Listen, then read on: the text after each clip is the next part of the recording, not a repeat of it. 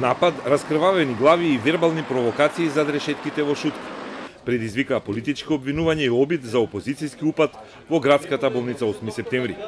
Првиот ден од притворот, каде двајца поранешни министри завршија како осомничени за организација на крвавиот четврток, Милијана Киевски и Спире Ристовски биле нападнати.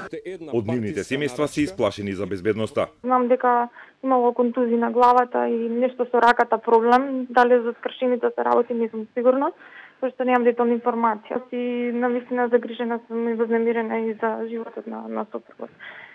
И навистина не знам што се следни мерки што може да се преземе. Меѓутоа, одвраќањето назад во притворот дефинитивно значи опасност по безбедност.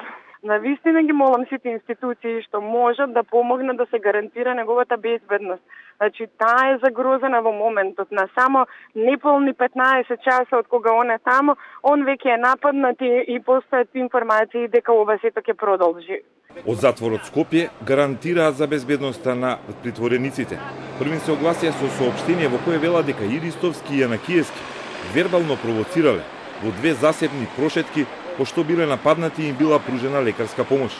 Напаѓачи се двајца осуденици за диво населје, Лирим Красничи и Есад Кафеджолин, осудени на по 40 години затвор и чекаат врховен да одлучи по нивни жалби.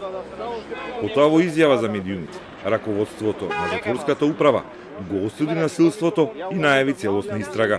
Постојат видеокамери, надзор, постојат овластени службени лица кои вршат мониторинг на тој простор, се прибавуваат изјавите. Значи во тоа шеталиште не биле само двете лица, туку биле лицата кои се во тие соби. Лицата кои се во тие соби ниту се во исто дело, се во поразлични постапки, така да ако да почекаме да видиме што ќе кажат, што каже истрагата. Ние како управа немаме индиции дека ќе има некаков настан, дека ќе се случи ова што се случи денеска, бидејќи едното од лицата и претходно беше 3 недели во притворот Скопје, во истражниот затвор Скопје и помина во се недобар ред.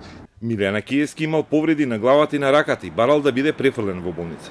Директорот на градска болница 8 септември рече дека не се констатирани физички повреди и Јанакиевски доцна вечерва е вратен во Шутка, каде треба да му се пружи 24-часовна лекарска грижа. Се направени најразновидни инвестигации, значи од крвни слики, од лаборатории, ехо на стомачна шуплина, компјутерска томографија на глава и откако се завршија сите прегледи, се донесе заклучок дека кај лицето не се евидентирани повреди. Судија заложен за притворите, утре ќе оди во редовна посета на Шутка и ќе истражува што се случило. Надлежната обвинителка Вилма Русковска го осуди инцидентот како недозволив. од кривичниот законник